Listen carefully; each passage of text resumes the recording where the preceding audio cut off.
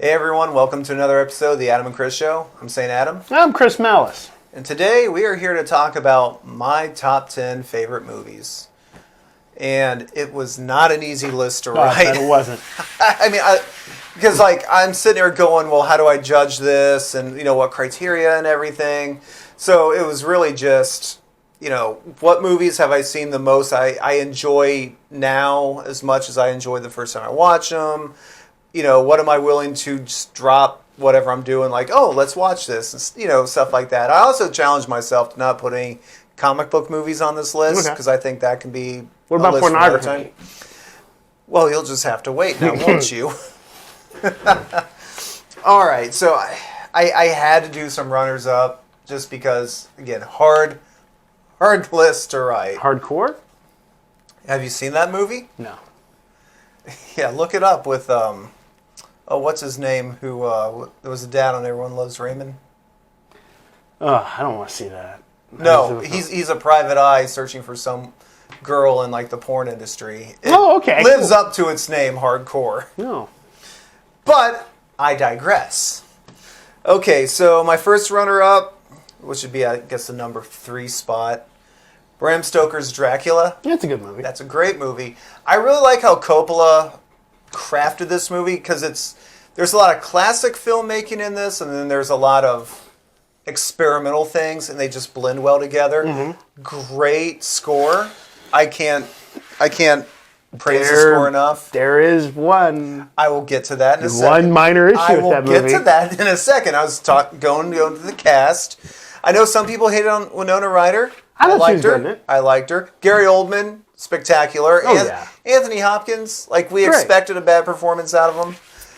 The only weak spot in that cast was Keanu Reeves. The man's grown young. Oh. Trying to do a British accent. That was terrible. Look, nothing against Keanu. Yeah, because the Wick movies are awesome. The Wick movies are awesome. Bill and Ted was great. Speed was fine. The first Matrix was really good. I didn't like any of those, but it wasn't just because the second of that. and third Matrix you didn't need to watch, but he wasn't bad in them. He's not a bad actor, but maybe a British accent isn't what you should have him do, and I think they realized that when they filmed Constantine. Though they totally changed the character of Constantine, I still liked him in that, even if it wasn't accurate to the comics. Mm-hmm. But yeah, that part should have been played, in my opinion, by Johnny Depp. I don't know why. No, Depp can do a British accent convincingly. And he'd be great working, with Winona Ryder. So I think that'd be good. Other than that, movie's great. If you hadn't seen it, check it out. It's more accurate to the book than the Bela Lugosi one was. Yeah. Because they do have, the journal entries and the letters and everything. Which, if you read the book, that's all Dracula is. It's just a collection of letters and journals and everything. Who played Renfield? Oh, gosh. What was his name? Peter Nichol? No. In Bram Stoker. No. Yeah, I'm sorry. I'm thinking of Dracula Dead and Loving It, which he made a good Renfield. No, I can't remember who played Renfield. Tom Waits. Oh, yeah. Tom Waits. And he was pretty good in that. So, yeah. Bram Stoker's Dracula, my number 3 runner-up. I believe he's related to Coppola. Okay. And I guess... So is Nicolas Cage. I was going to say he's related to Nicolas Cage. And Sophia, and she's in what Godfather movie? Okay, at my number 2 runner-up, Enter the Dragon. To me, it's the best martial arts movie ever made. The plot fits. Bruce Lee's great in it. All the side characters work. It has some of the most memorable fight scenes in it. It's a classic. Yeah, I can't really disagree with any element of that. I have the special edition Blu-ray, and it still holds up today. And we wouldn't have a lot of these action films had it not been for Enter the Dragon. Yeah, and there were a lot of bad knockoffs, but they were fun to laugh at. Yeah. And my number 1 runner-up is Alien. Oh, Alien's so good. It is a great film. It's shot very well. I mean, when I was younger, I liked Alien 2 better because it was more action-oriented. Mm-hmm. But as I got older and really watched, everything they did in that first Alien movie just is great. It makes sense. There are things that you don't pick up on. First time you watch it, you go back and you're like, oh, okay. It's a movie about an outer space monster, but at its heart, it's a movie about sexual assault. I like the ship is shaped like a womb. Continue. The when John Hurt gets the face hugger, he is impregnated by this. But and I was listening to filmmakers talk about it, and it made more sense. Since he's a man, the pregnancy is wrong, so it kills him.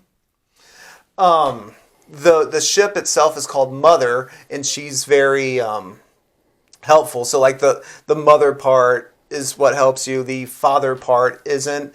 So like when what's his name who played Ash in the movie, when he tries to kill Sigourney Weaver by shoving the rolled up newspaper down her throat, I don't think that was really lost on anyone. But yeah, they said, and even H.R. Geiger, when he designed the Xenomorph, he wanted something humanoid. He even said, and this is Geiger, so you got to take this into consideration. Rest in peace, Geiger. He even said he wanted it to be a little sexual. Mm-hmm. But other than that, like just the terror that movie builds, it's so claustrophobic, such tight shots, everything you don't know. The ambient sound, you can't tell where the alien is, but you know it's in there somewhere. You know, the scene in the vents, I mean, it's so good. Yeah. And the trailer, if you've never seen the trailer for this movie, there isn't any audio. There's no dialogue. It's just clip after clip with like maybe some of the score playing. You never see the creature itself. You just see people freaking out, and it just ends on alien. So like it really tempted the audience to be like, well, what's this about? I got to find out. Yeah. I think a lot of studios try to do that with trailers, and they kind of fail at it sometimes. But that one definitely paid off. So there's my 3 runners-up.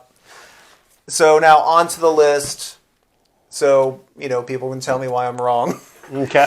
Okay, at number 10, Frankenstein. The original 1930s Boris Karloff Frankenstein. Oh, yeah. That film, I watch it every year around Halloween. We have like a Universal Monsters movie.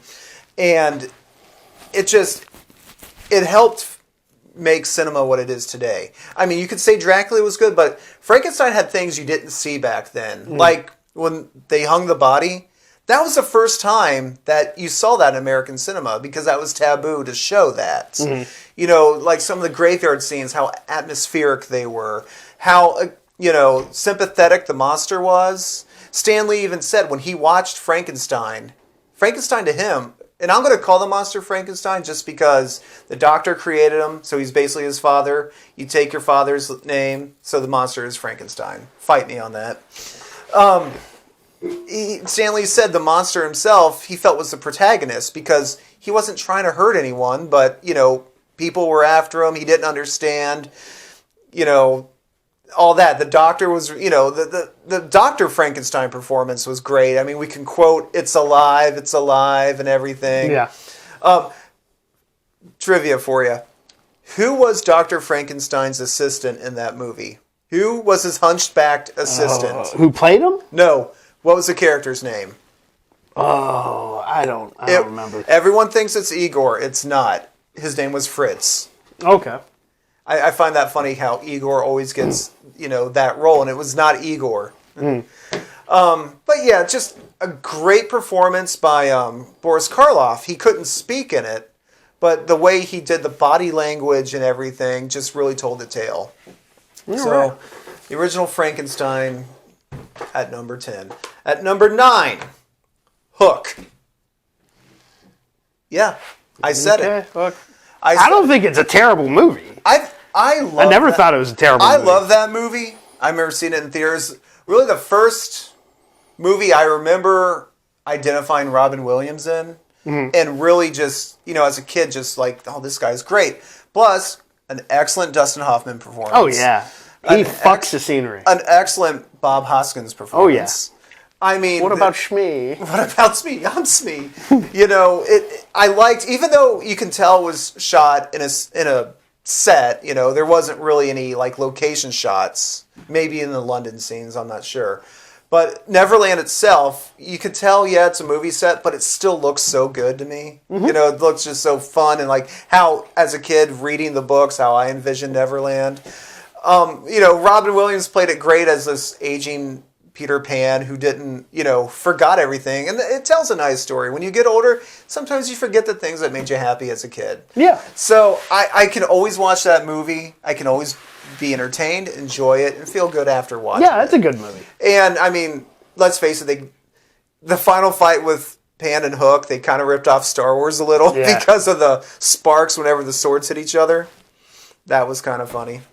But, yeah, I mean, it was more of an ensemble cast. I don't want to place everything on Robin Williams. Julia Roberts. You had talented kid actors as the Lost Boys. So Hook is my number 9. At number 8, Raiders of the Lost Ark. Yeah, Raiders is good. I love Indiana Jones movies, and that's my favorite one. And yes, I've heard the argument they made in The Big Bang Theory, and I don't care. I still love this movie. Harrison Ford plays it great. I mean, some people are like, "Oh, he's just playing Han Solo." No, he's not playing Han Solo in this. Jack Nicholson's been playing Jack Nicholson for the last 20 years. So I mean, Indiana Jones is a much different character than Han Solo. I like the set pieces. I like the action scenes. I like everything they did to build that world, and it really started that trend of, here, let's go hunt for an ancient treasure, and it's magically cursed. So it started a trend, and to me, it just holds up. At number 7, a very hard movie to watch, but I think is a very powerful movie, A Time to Kill. Time to Kill is a good movie. Time to Kill is an excellent movie. Schumacher directed it. Schumacher did. I never said Schumacher was a bad director. He's just a bad Batman director. When he's being influenced by the producers to do shit that he shouldn't do. He was only familiar with the Adam West series, so take that into consideration. But Time to Kill tells a very hard story, and it makes you ask questions. Yeah. Samuel Jackson's daughter gets assaulted.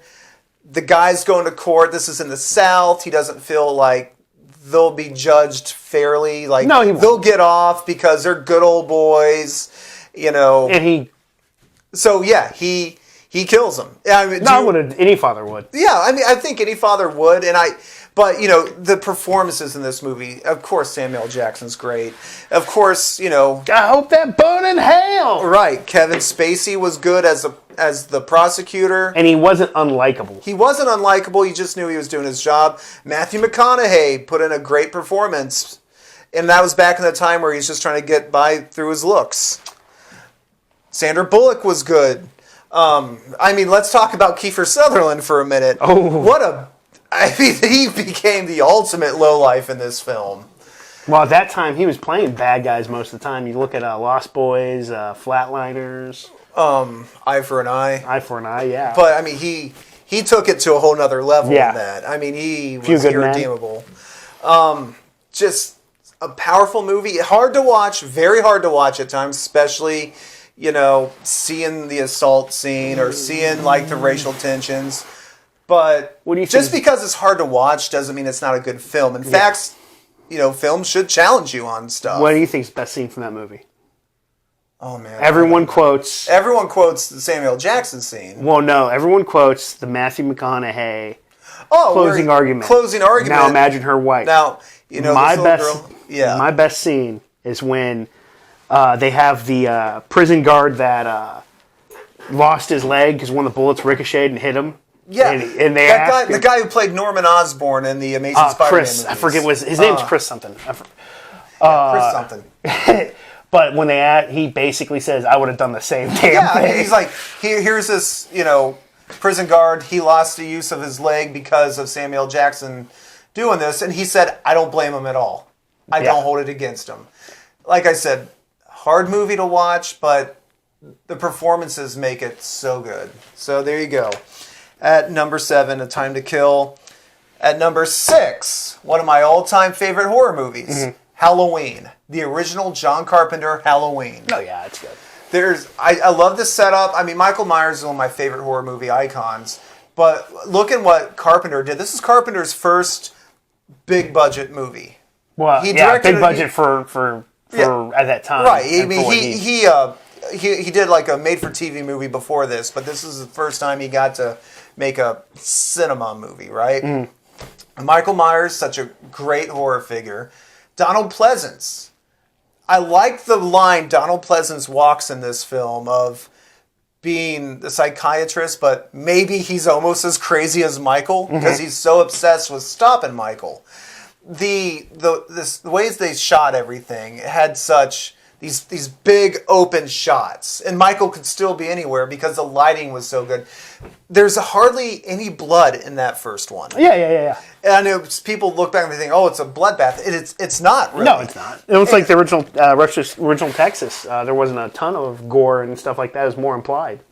Well, I mean, then you had like people chainsawed through the chest, but I just really like what Carpenter did with this film. Carpenter is good at doing scores too. So the Halloween score is one of the most well-known movie scores of all time. So I even now, I know certain people don't like to watch movies from like the past if it was before when they were born, but better watch that than the Rob Zombie remakes. Another time. So there you go. Halloween, number 6. At number 5, I love Star Wars, so it's my favorite Star Wars movie, Return of the Jedi. I love Return of the Jedi because, number 1, like I said in past videos, big Luke Skywalker fan. The fact that the fate of the galaxy depends on Luke versus Vader. And you got people on both sides. You got the Emperor, kill your father. You got Yoda and Obi-Wan, you got to kill your father. Luke's like, he found a way out of it. He threw him a curveball. And the scene where Vader redeems himself is one of my favorite scenes in any of the Star Wars films. Yeah, it's good. And of course, we got a full Palpatine in this movie and a great performance. What does Palpatine do? Oh, he fucks the scenery. And choose it. It's great, though. It's great. He's great in every scene he's in. It wraps up that trilogy very well. I know people complain about the Ewoks. Ewoks didn't really bother me. Well, that's all trivial compared to the last 6 Star Wars movies. We got to see Jabba the Hutt and like why Jabba was dangerous. The Rancor, scared the shit out of me when I was like 4 or 5. We did get a sad death scene with Yoda. Mm-hmm. Spoilers, I guess. I don't know, just everything about that movie. So when you watch Marvel Civil War, and they make the Star Wars reference when Spider-Man goes, "Oh, you like that old movie? That fucking put 10 years on you? 10, 15, 20 years on you?" Well, he was talking about, Empire Strikes Back, so that's a different movie altogether. Either or, it's Star Wars. It is, but you know what? I feel proud that I grew up with the original trilogy. Yeah. That's a badge I of honor can't blame for you. me. I mean, you grew up with the best trilogy. I mean, yeah, so Return of the Jedi at number 5. At number 4, what some people would say is one of the all-time greatest action films, Terminator 2. Oh, yeah. Oh, my gosh. Everything... James Cameron's good at setting up this, these big-budget movies. And there's that. We got... Arnold was a terrifying villain if you really watch the first Terminator. Yeah. He wouldn't stop. So the fact that he's a good guy in this means you need a threat greater than him. And we got that. And the T-1000 could look like anyone, mimic anyone, and create his own weapons.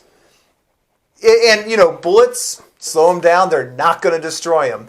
We got one of the best Linda Hamilton performances. She was a pure badass. Mm-hmm. Like, you think Ripley from Aliens, and Ripley is, through all those films, she's a badass, but I would throw T2 Sarah Connor in there with her, too. Ripley is a badass. She's so badass that the third Alien didn't need to have a fucking script for her to be a badass. There you go. So, I mean, I don't really know what I can say about Terminator 2 that hasn't been said before. The movies should have stopped with that one. Yeah. I don't think Rise of the Machines was that bad. It wasn't that bad, I thought was pretty good. The ending was good, but you really didn't need it because you had a great ending with Terminator 2. It's one of the few times, what's his name who played John Connor wasn't... Edward Furlong? Yeah, it was one of the few times he wasn't annoying. Yeah, and American History X. American History X, and I'll even throw Detroit Rock City in there. Yeah. He's been three good movies. We don't talk about him as a crow. Oh, fuck, I forgot that. You're lucky. Yeah. But I mean, Terminator 2, great soundtrack. I mean, hell, it had Guns N' Roses in it. That's pretty good. You had the kid from Salute Your Shorts in it. You know, it's John And Bill Connors. Paxton. And Bill. Wait, no, he was in the first one. Oh, okay. Yeah. You almost had me agree on that. I knew. But yeah, what can I say? Terminator 2, Judgment Day. It's probably the best action film of all time. You can make a good argument about that. All right. So now here we are in the top 3. And at third place, I had to put 2 movies down. Evil Dead 2 and Army of Darkness. Because, if you know me, I love the Evil Dead franchise. Bruce Campbell's a great actor. I don't think he gets enough praise for what he does. But Bruce Campbell as Ash, I could watch that all day. Mm-hmm. You know, he could read the phone book and I'd be entertained. And as gory as those movies are, it's over-the-top gore. You know, it's cartoony gore.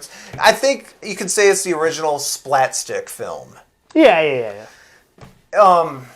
You get Bruce acting goofy and macho. And see, the thing is, Ash is a great hero for these movies, but he's also an idiot.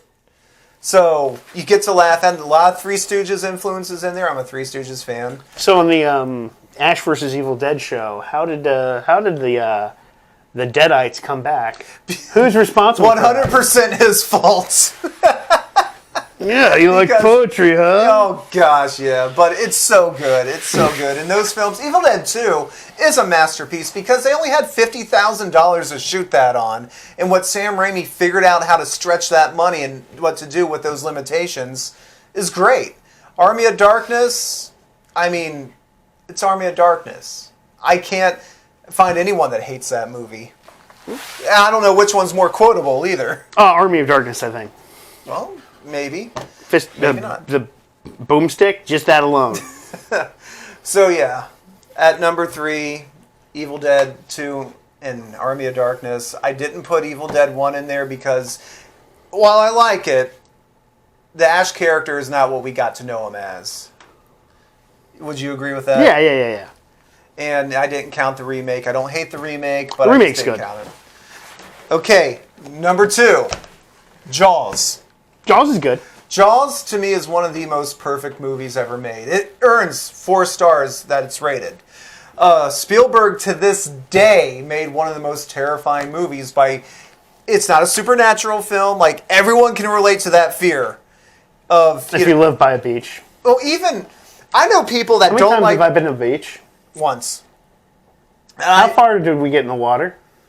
Well, we were wearing jeans, so up to our ankles. Okay, I'm not afraid of a shark at that point. But I see where you're coming Well, from. I mean... It's a very realistic Right, fear. well, because it combines 2 things. You could drown, you know, underwater. Everyone's afraid of, like, underwater and then being eaten alive. Yeah.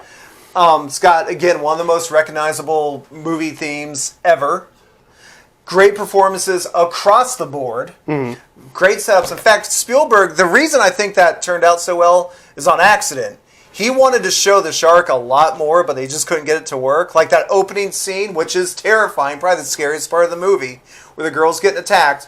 Spielberg originally wanted how she gets taken out as the shark comes up and goes down on her. That sounds wrong. The shark goes up, it Sounds a little spicy. It comes and eats her. Da-da. No, that doesn't sound right either. You get what I'm saying. This, okay? So they couldn't get it to work. So they did it where she was drug under and your mind filled in That what was still going doesn't on. sound better. Shut up. You bastard. You ruined. I'm trying to sound smart here and you ruined it. So yeah, your mind fills in a lot of the gory details, and your mind will come up with anything more terrifying than what special effects, especially around that time, could show. Great movie. How many times can we quote it? Probably one of my favorite Robert Shaw performances. I don't really recommend watching the Jaws movies after that unless you just want to laugh. Yeah, they go downhill real quick. Who knew a shark could roar like a lion? Or a dinosaur. And finally, my number 1 favorite movie, Ghostbusters. 1984 Ghostbusters. Yeah. Put that caveat in there. I have to. I think most people know what I'm talking about, but just to establish. The good Ghostbusters And movie. look, I'm not going to hate on anyone that likes the 2016. I saw it in the theater and I just didn't enjoy it. But I love that first Ghostbusters. I love the setup. I love how creative it is, the technology they use, which you couldn't do. You couldn't run around with an unlicensed nuclear accelerator on your back. But it's fun to pretend. My favorite Bill Murray performance of all time. In fact, I remember at the age of 8, pointing to my dad, or saying to my dad, pointing at the TV with Peter Venkman on the screen, I said, "I want to be just like that guy when I grow up." And you having middle-aged affairs with Scarlett Johansson in Lost in Translation? I said Peter Venkman. Mm-hmm. No, I mean, this is what started me being a smartass. So, And the thing about Ghostbusters, go back and watch it. They film it like it's a horror movie, but it's the performances that make it funny. So probably the most quotable movie from the 80s. I know it can be debatable between that, Beetlejuice, and maybe even Goonies. What about some of the Arnold movies from the 80s? Those are instantly quotable. Commando alone. Okay, how many people can quote lines from Commando, though? Let's call Johnny Mall. John doesn't count, because that's all John does is quote 80s films. But no, I loved everything about Ghostbusters. The way it was shot. The special effects for that time are still pretty good. Performances, the soundtrack even, we got that great Ray Parker Jr. Ghostbusters song, not the Fall Out Boy version.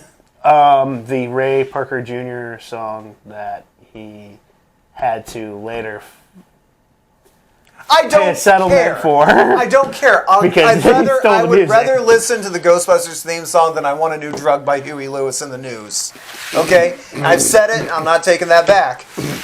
But yeah, Ghostbusters, I can watch it. I've seen it 100 times. I'll see it 100 more. And I bought, as a kid, every piece of Ghostbusters merchandise that I could get my hands on. So there you go. There's my top 10 favorite movies with some runners-up. If you want to let me know what your top 10 favorites are, just tell me in the comment section below, or tell me why I'm wrong about liking any of the movies I like. I want a new drug. Do you recommend anything? Do I? I always Which recommend. of the movies I put on here do you recommend the most? Probably, let's say, Jaws. Really? Jaws or...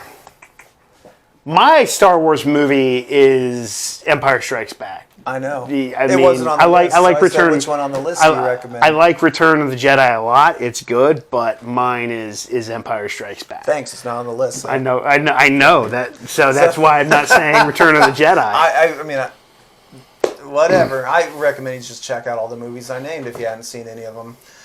Other than that, I recommend following us on our social media. Twitter, Facebook, again, Instagram's coming soon. If you like this video, give us a thumbs up, maybe even subscribe. And other than that, from the Adam and Chris Show, I'm St. Adam. I'm Chris Malice. Have a good one.